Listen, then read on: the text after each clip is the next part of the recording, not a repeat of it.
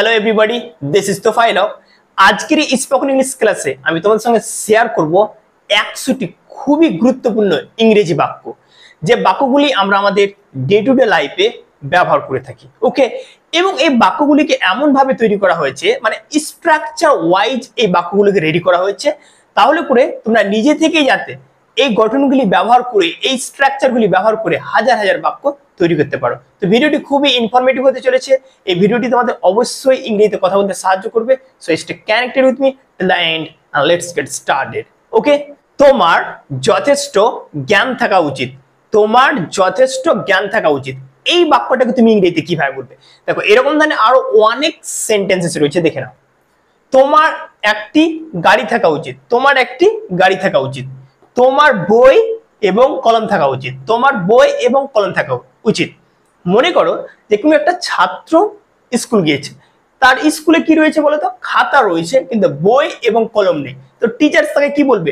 Teachers তো এটাই বলবে যে যেহেতু তুমি স্কুলে পড়াশোনা করতে এসছো, তুমি একজন ছাত্র, তো তোমার বই এবং কলম থাকা উচিত। ঠিক আছে, তাই না? তো এরকম ধরনের বাক্যগুলিকে ইংরেজিতে কিভাবে বলবো? ওকে, তার একটি স্মার্টফোন থাকা উচিত। তার একটি স্মার্টফোন থাকা উচিত। মনে করে কেউ বলছে আমি কন্টেন্ট ক্রিয়েটর হব, মানে ভিডিও তৈরি করবে, ব্লগিং তৈরি করবে, তো তার তো একটা স্মার্টফোন থাকা দরকার। ঠিক আছে, সো এরকম তখন আমরা এরকম ধরনের বাক্য বলতে পারি যে তার একটি স্মার্টফোন থাকা উচিত, যেহেতু সে ব্লগিং করতে চাইছে।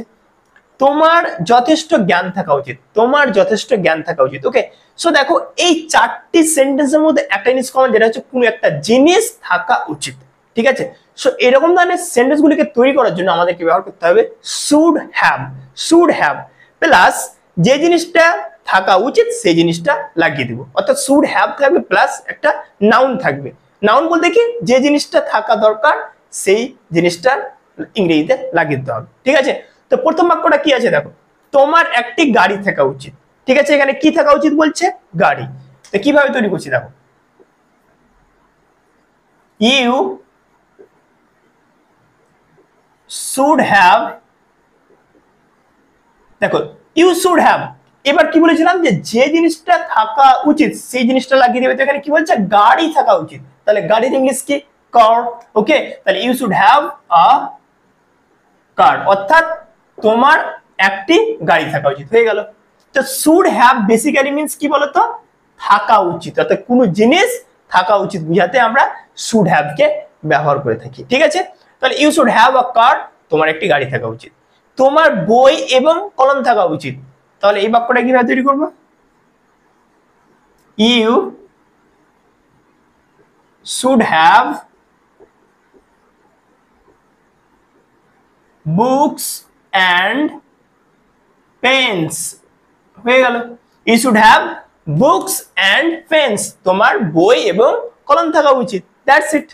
যে শুড হ্যাভ মানে থাকা উচিত, কোন একটা জিনিস থাকা উচিত। ঠিক আছে, তার একটি স্মার্টফোন থাকা উচিত।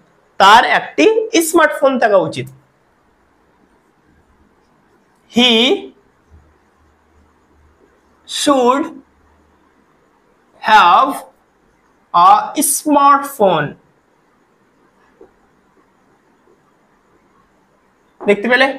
He should have a smartphone, তার একটি স্মার্টফোন থাকা উচিত। দেখো, শুড হ্যাভ লাগিয়েছি, আর কি বলেছিলাম যে শুড হ্যাভ এর পরে যে জিনিসটা থাকা উচিত সেই জিনিসটা লাগিয়ে দিবে। তো এখানে কি বলছে? তার একটি কি থাকা উচিত? স্মার্টফোন থাকা উচিত। তার জন্য কি লাগিয়েছি? আ স্মার্টফোন। বুঝতে পারলে?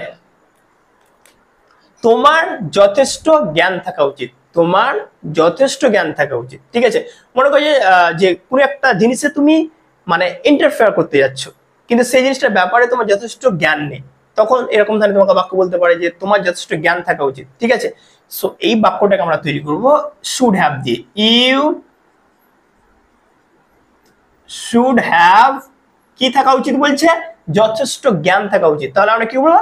You should have enough knowledge. You should have enough knowledge, অর্থাৎ তোমার যথেষ্ট জ্ঞান থাকা উচিত। You should have enough knowledge, তোমার যথেষ্ট জ্ঞান থাকা উচিত। ওকে, সো আই হোপ তোমরা বুঝতে পারলে যে এরকম ধরনের বাক্যগুলিকে কিভাবে ইংরেজিতে তৈরি করতে হয়। এবার তোমরা একটা বাক্য তৈরি করো, তোমার একটি ছাতা থাকা উচিত। তোমার একটি ছাতা থাকা উচিত, এটার ইংরেজি কি হবে? Let me no in the comment section. তোমাকে মেকআপ ছাড়াই সুন্দর লাগে, তোমাকে মেকআপ ছাড়াই সুন্দর লাগে, এই বাক্যটাকে তুমি ইংরেজিতে কিভাবে বলবে? And I am saying this statement to the one who is watching this video right now. Yes, okay. So এরকম ধরনের আরো অনেক সেন্টেন্সেস রয়েছে, দেখে নাও। আমি সবজি ছাড়া ভাত খাই না, আমি সবজি ছাড়া ভাত খাই না, খুব সুন্দর একটা বাক্য, ঠিক আছে। এরকম ধরনের সেন্টেন্স আমরা আমাদের ডে টু ডে লাইফে মানে ব্যবহার করে থাকি, রাইট? তো খুব ইম্পর্টেন্ট সেন্টেন্স গুলো। সে টাকা ছাড়া বিদ্যালয়ে যায় না, এরকম ধরনের অনেক স্টুডেন্ট রয়েছে যে পয়সা দিলেই বিদ্যালয়ে যাবে, নইলে যাবে না। ওকে, সো সে টাকা ছাড়া বিদ্যালয়ে যায় না। ওকে, তোমাকে মেকআপ ছাড়াই সুন্দর লাগে, তোমাকে মেকআপ ছাড়াই সুন্দর লাগে। ওকে, আমাকে ছাড়া খেলা শুরু করবে না, আমাকে ছাড়া খেলা শুরু করবে না। ফর ইনস্টান্সেস, তোমরা 3-4 জন মানে বন্ধু রয়েছে আর স্মার্টফোনে কোনো গেম খেলবে, ঠিক আছে। সো তখন এরকম ধরনের বাক্য বলতে পারি আমরা যে কি আমাকে ছাড়া কেউ গেমটা শুরু করবে না, অর্থাৎ আমাকে ছাড়া খেলাটা শুরু করবে না। ওকে, সো এরকম ধরনের বাক্যগুলোকে আমরা ইংরেজিতে কিভাবে বলবো? দেখো, এই 4টি সেন্টেন্সের মধ্যে ওয়ান থিং ইজ কমন, যেটা হচ্ছে ছাড়া, ছাড়া, ছাড়াই বা ছাড়া। ওকে, সো এরকম ধরনের বাক্যগুলিকে ইংরেজিতে বলার জন্য আমাদেরকে ব্যবহার করতে হবে উইথআউট। উইথআউট, ওকে, উইথআউট বেসিক্যালি মিন্স ছাড়া বা ছাড়াই। ওকে, সো প্রথম বাক্যটা কিভাবে তৈরি করবো দেখে নি। আমি সবজি ছাড়া ভাত খাই না, ঠিক আছে। তো এই বাক্যটাকে আমরা ইংলিশে বলবো I don't eat rice without vegetables. Okay,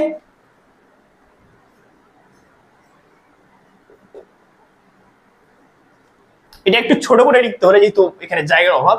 I don't eat rice without vegetables, অর্থাৎ আমি সবজি ছাড়া ভাত খাই না। ওকে, I don't eat rice without vegetables, আমি সবজি ছাড়া ভাত খাই না। ওকে, তারপরে বাক্যটা দেখো, সে টাকা ছাড়া বিদ্যালয়ে যায় না, সে টাকা ছাড়া বিদ্যালয়ে যায় না, ঠিক আছে। তো এই বাক্যটাও সেই উইথআউট দিয়ে তৈরি করতে হবে। হি does not go to school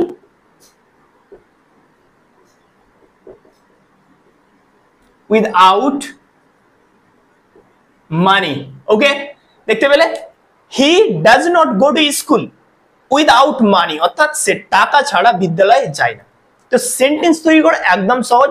sentence যেমন করে তৈরি করি সেরকম, হি does not go to school, say school যায় না কি ছাড়া? টাকা ছাড়া। দ্যাটস ওয়াই উইথআউট মানি, মানে যে জিনিসটা ছাড়া যায় না উইথআউট এর পরে সেই জিনিসটা লাগিয়ে দিবে। দ্যাটস ইট, একদম সহজ, ঠিক আছে। তাহলে এই দুটো বাক্য আমাদের তৈরি করা হয়ে গেল। তারপরে বাক্যটা দেখো, তোমাকে মেকআপ ছাড়াই সুন্দর লাগে, তোমাকে মেকআপ ছাড়াই সুন্দর লাগে। ওকে, সো এই বাক্যটাকে আবার উইথআউট দিয়ে তৈরি করব। তাহলে আমরা কি বলবো? You look nice, you look nice, অর্থাৎ তোমাকে সুন্দর লাগে বা সুন্দর দেখায় without makeup. That's it, without makeup. Okay, so এখানে মনে রাখবে one thing always keep in mind, makeup কিন্তু ফ্রেজাল ভার্ব আবার হয়, বাট এখানে মেকআপ হচ্ছে একটা আনকাউন্টেবল নাউন, এটা কিন্তু একটা noun makeup. Okay, so you look nice without makeup, অর্থাৎ তোমাকে মেকআপ ছাড়াই সুন্দর লাগে বা তোমাকে মেকআপ ছাড়াই সুন্দর দেখায়। ওকে, আমাকে ছাড়া খেলা শুরু করবে না, আমাকে ছাড়া খেলা শুরু করবে না। আমি তো একটু ভিজুয়ালাইজ করেছিলাম এই ব্যাপারটাকে, যে মনে করো তোমরা 3-4 জন বন্ধু মিলে গেম স্টার্ট করতে চলেছ, বাট একজন বন্ধুর হয়তো কোনো কাজ পড়ে গেছে, দিয়ে সে বলছে কি আমি আসছি, তো আমাকে ছাড়া কেউ গেমটা শুরু করবে না, ঠিক আছে। সো এই বাক্যটাকে আমরা আবার উইথআউট দিয়েই তৈরি করব। So don't start the game without me, don't start the game without me, অর্থাৎ আমাকে ছাড়া খেলা শুরু করবে না। ওকে, সো আই হোপ তোমরা বুঝতে পারলে যে এরকম ধরনের সেন্টেন্স গুলোকে কিভাবে ইংরেজিতে তৈরি করতে হয়। এবার তোমরা একটা সেন্টেন্স তৈরি করো, সে ছাতা ছাড়াই বাজার গিয়েছিল। সে ছাতা ছাড়াই বাজার গিয়েছিল। এই বাক্যটাকে তোমরা ইংরেজিতে কিভাবে বলবে? Let me no in the comment section. এবং মোবাইলটি ঠিক করা উচিত। মোবাইলটি ঠিক করা উচিত, এই বাক্যটাকে তুমি ইংরেজিতে কিভাবে বলবে? মনে করো তোমার একটা মোবাইল রয়েছে, মোবাইলটা কোনো একটা জিনিস খারাপ হয়ে গেছে, তখন তুমি এরকম ধরনের বাক্য বলবে নিশ্চয় যে মোবাইলটি ঠিক করা উচিত। ঠিক আছে, সো এরকম ধরনের আরো অনেক গুরুত্বপূর্ণ সেন্টেন্স রয়েছে, দেখে নাও। ঘরটি পরিষ্কার করা উচিত, ঘরটি পরিষ্কার করা উচিত। মোবাইলটি ঠিক করা উচিত। ছেলেটিকে সাহায্য করা উচিত, ছেলেটিকে সাহায্য করা উচিত। ঠিক আছে, চোরটিকে জরিমানা করা উচিত, চোরটিকে জরিমানা করা উচিত। ঠিক আছে, সো দেখে নাও চারটি সেন্টেন্সের মধ্যে একটা জিনিস কমন, যেটা হচ্ছে কোনো একটা জিনিস, কোনো একটা অ্যাকশন করা উচিত। ঠিক আছে, সো এরকম ধরনের সেন্টেন্স গুলোকে ইংরেজিতে তৈরি করার জন্য আমরা ব্যবহার করব শুড বি প্লাস ভার্বের থার্ড ফর্ম। শুড বি থাকবে, তারপরে কি থাকবে? ভার্বের থার্ড ফর্ম। ওকে, এবং সেন্টেন্সের যে স্ট্রাকচার সেটা হবে passive ভয়েসে।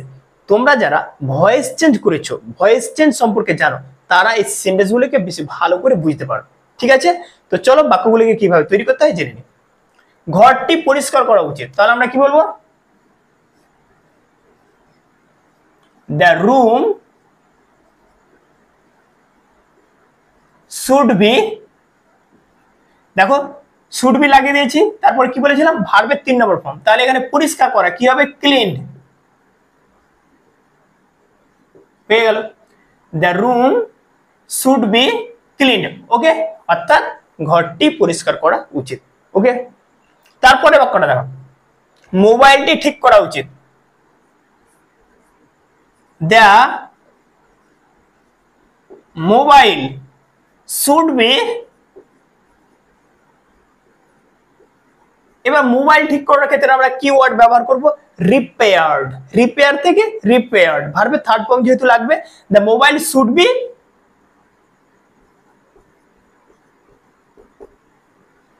Repaired. Mobile should be repaired, অর্থাৎ মোবাইলটি ঠিক করা উচিত। বুঝতে পারলে?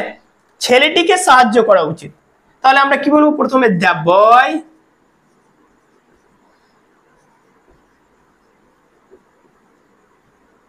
শুড বি, সাহায্য করা ইংলিশ কি? হেল্প। তো হেল্প থেকে কি করে দেবো? হেল্প। যেহেতু শুড বি এর পরে ভার্বের থার্ড ফর্মটা বসাতে হবে। হয়ে গেল, the boy should be helped, অর্থাৎ ছেলেটিকে সাহায্য করা উচিত। দ্যাটস ইট। চোরটিকে জরিমানা করা উচিত, চোরটিকে জরিমানা করা উচিত। দেখো জরিমানা করার ইংলিশ হচ্ছে ফাইন, তো ফাইন দিয়ে কি করে দেবো? ফাইন্ড, যেহেতু ভার্বের 3 নম্বর ফর্ম লাগবে। The thief should be fined.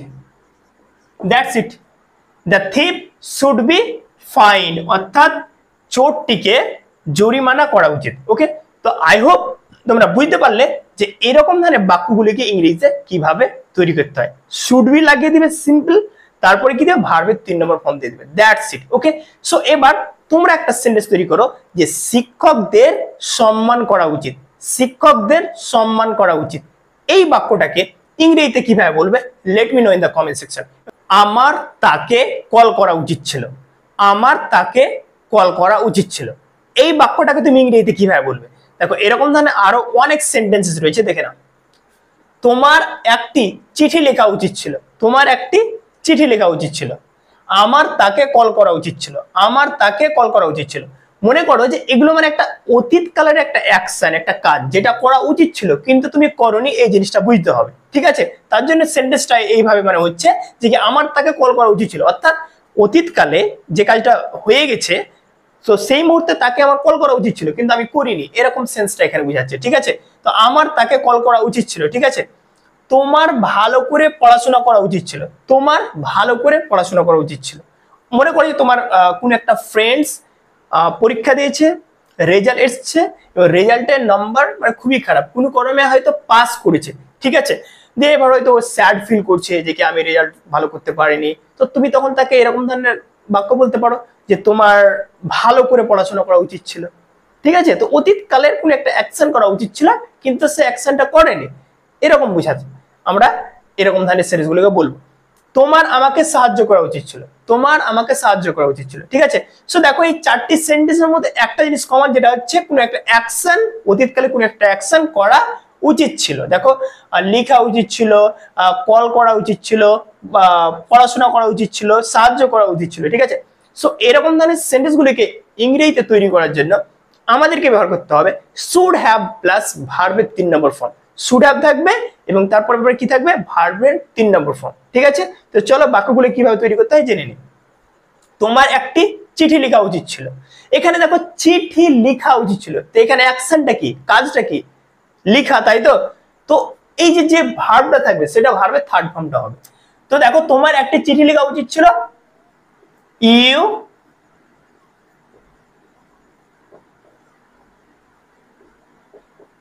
Should have, you should have.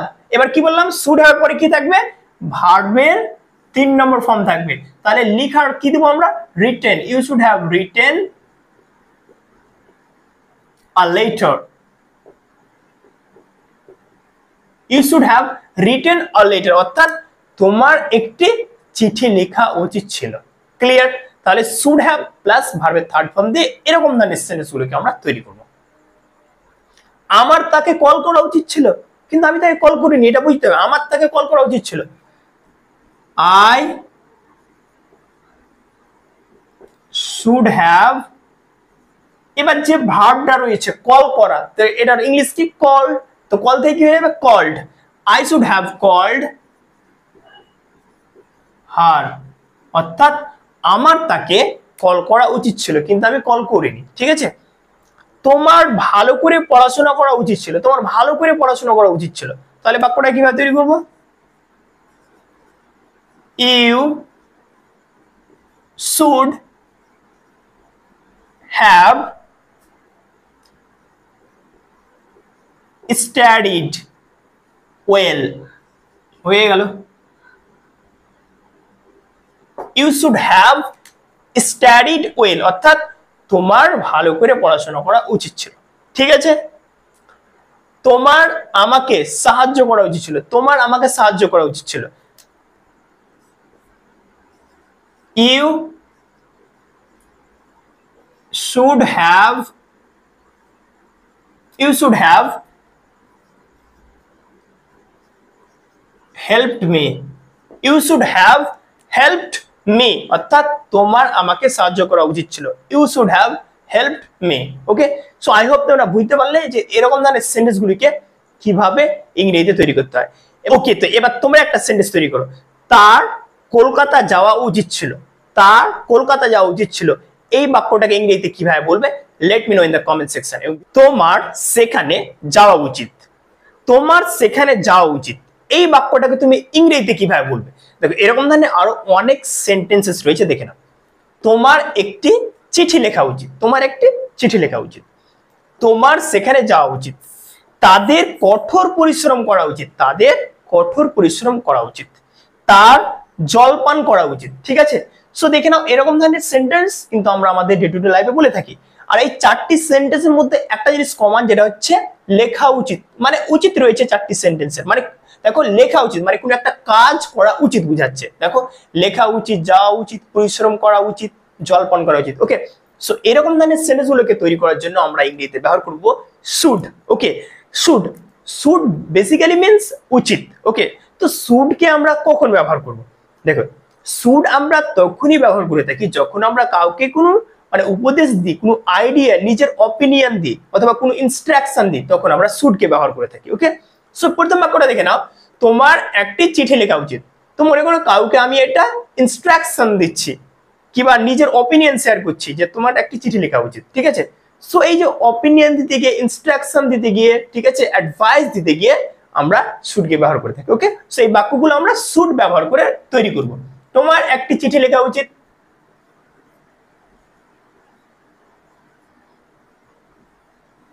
You should write a letter, হয়ে গেল। You should write a letter, তোমার একটি চিঠি লেখা উচিত। এখানে একটা জিনিস মনে রাখবে, শুডের পরে পরে ভার্বের 1 নম্বর ফর্মটাকে দিবে, ঠিক আছে। শুডের পরে ভার্বের কোন নম্বর ফর্ম দিবে, এক number form. Always keep this in mind, right? তোমার একটি চিঠি লেখা উচিত, you should write a letter, that's it. Pattern follow করো, নিজে থেকে সেন্টেন্স তৈরি করতে পারবে, দ্যাটস ইট। তোমার সেখানে যাওয়া উচিত, তোমার সেখানে যাওয়া উচিত, তাহলে আমরা কি করবো, এই বাক্যটাকে আমরা শুড দিয়ে তৈরি করবো। যেমন ইউ শুড, শুডের পরে কি বসবে, ভার্বের এক number form. Okay, you should go there, পেয়ে গেল।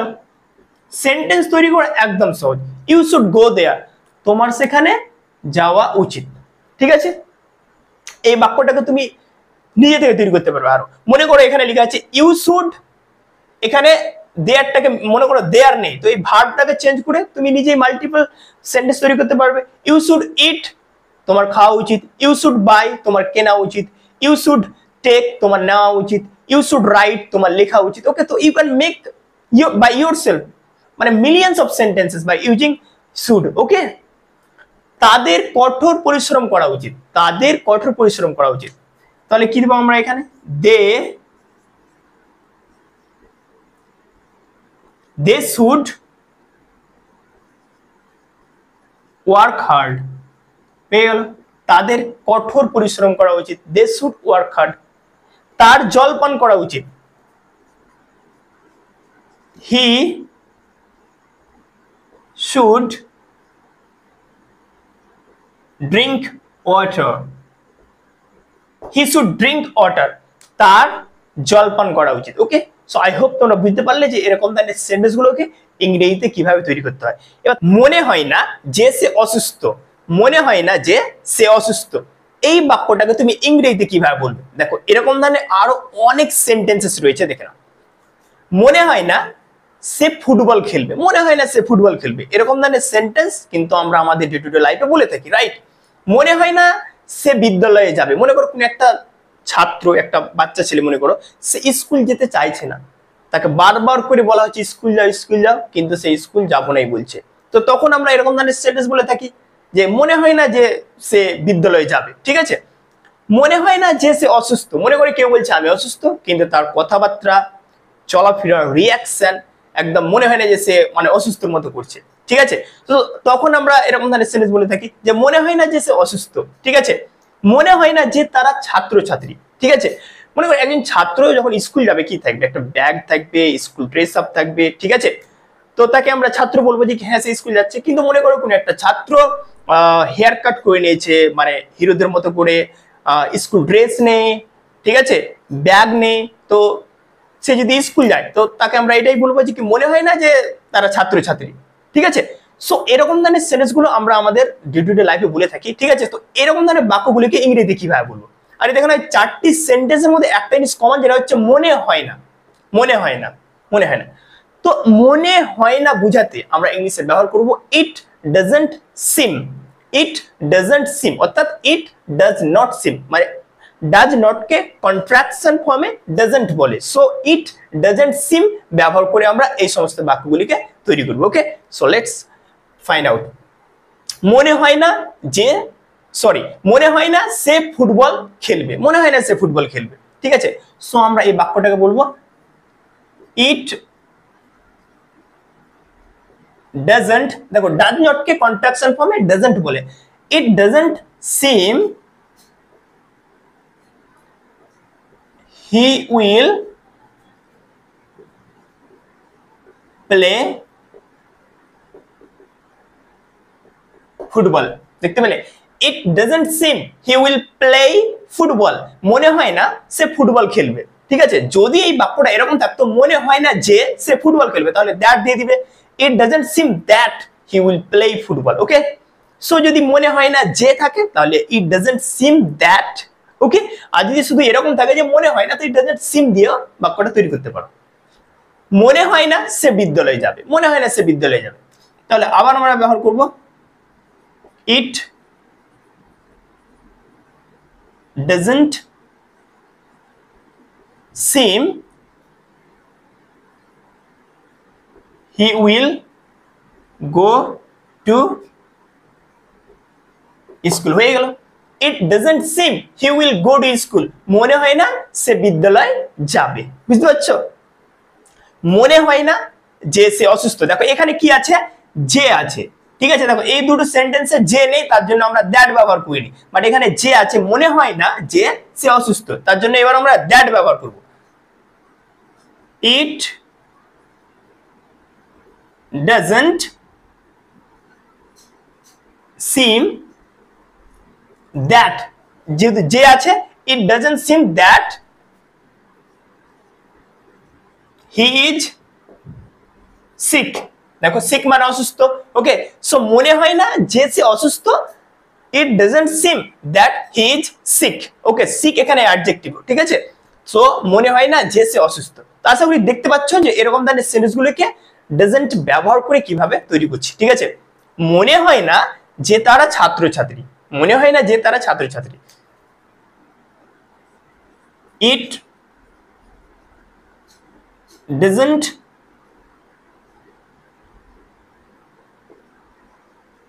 seem that they are students, হয়ে গেল। it doesn't seem that they are students, অর্থাৎ মনে হয় না যে তারা ছাত্রছাত্রী।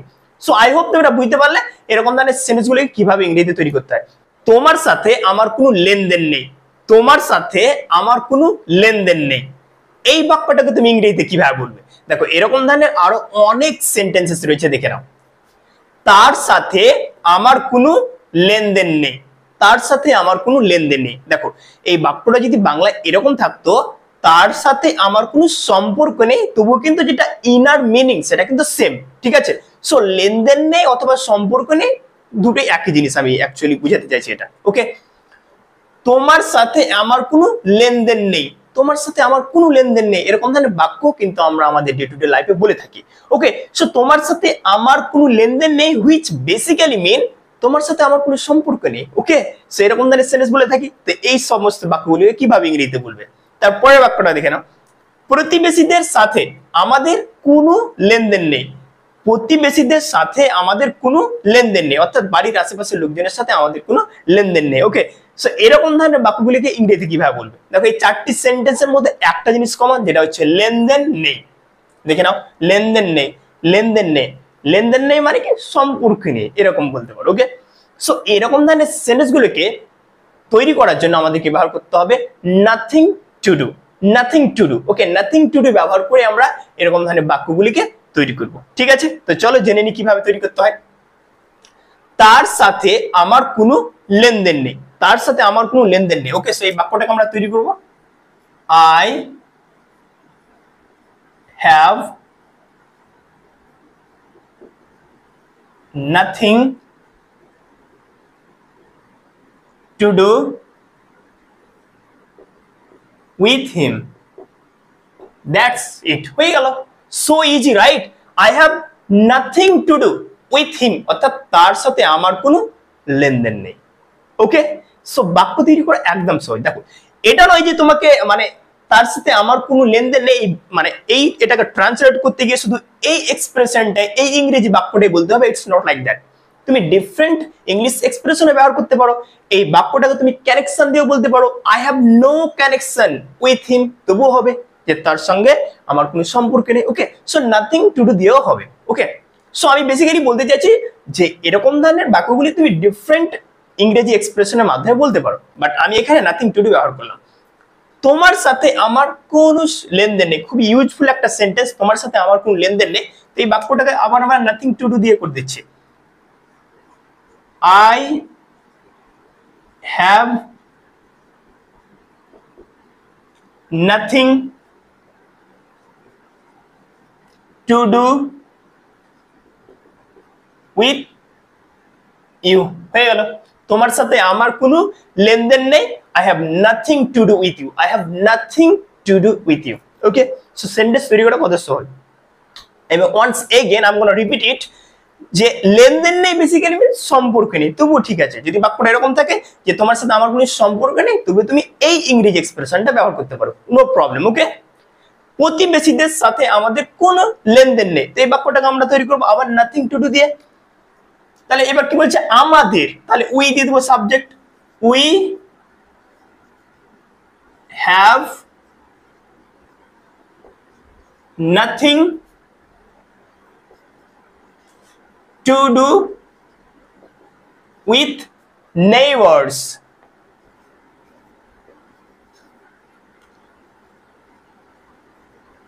হয়ে গেল। তাহলে দেখতে পেলে we have nothing to do with neighbors, we have nothing to do with neighbors, অর্থাৎ প্রতিবেশীদের সাথে আমাদের কোনো লেনদেন নেই। ওকে, সো আশা করি বুঝতে পারলে এরকম ধরনের বাক্যগুলোকে কিভাবে ইংরেজিতে তৈরি করতে হয়। এবার তোমরা একটা সেন্টেন্স তৈরি করো, শ্যামের সাথে আমার কোনো লেনদেন নেই, শ্যামের সাথে আমার কোনো লেনদেন নেই, এই বাক্যটাকে কিভাবে ইংরেজিতে বলতে হবে let me no in the comment section. এবং ভিডিওটি ভালো লাগলে অবশ্যই লাইক করবেন।